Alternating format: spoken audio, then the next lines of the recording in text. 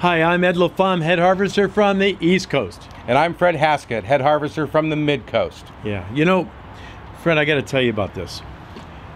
You know how they say that in landscaping, it's all about relationships?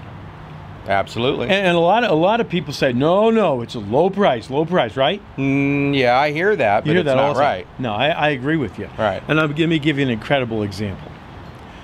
Folks, I had a client call me up last week, and he told me that he had a really large job. This was about $250,000 a year. Good size. That's a pretty good sized job.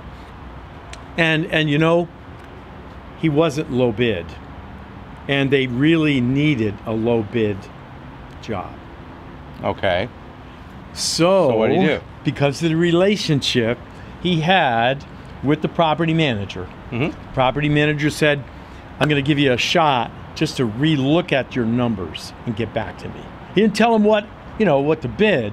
He just said, I want you to go back and re-look at your numbers, just like that. So he gave him the opportunity for a second look. Yeah, exactly. That's having a relationship. Exactly. Right. Yeah. So, folks, it really is about relationships. Don't let anybody kid you. You have to get to know your property managers. If you're doing HOAs, you need to find out who the president of the board is, or if they have a greens committee, find out who's the chairman of that committee and get to know them. Okay, build the relationship. Yeah. Whatever it takes. And HOAs are really complex because They there's are. 3 sets of relationships. Yeah. The property management company, the board and the landscape committee, and the residents. And you have to keep relationships up with all those constituencies and be on top of them. Absolutely, absolutely. So on top of that, you need to be proactive. Here's what I mean by proactive. You need to walk the property and let them know what the property looks like. Don't just take it for granted everything's okay, because you need to walk the property. And you know what? What we used to do is invite them to walk with you. That should be done on a regular basis. Absolutely. Okay, so that's another thing. What else would you suggest after that? Well, another critical path item with that is you have to have great communication. You have to be responsive when they call you or send you an email. You have to be back with them quickly. You have to be in front of them on a regular basis. You can't be letting things slide or getting things, so you have to be talking to them, giving them information, and you have to be responsive. So great communication. Absolutely.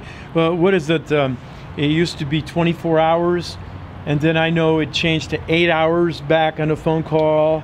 I think it's down to 2 hours. I'd say 2 hours also. Yes, and I have gotten emails, and this is when I was in the business working all every day. I would get an email from someone, and I'd get a second email 3 hours later saying, did you get my email?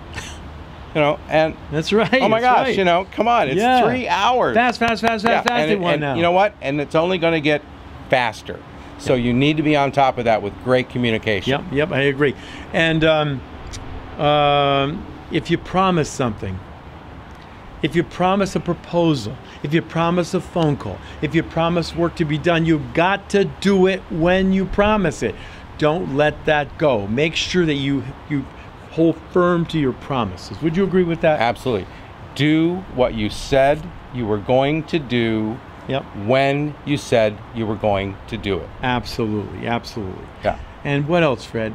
We missing anything? Yeah.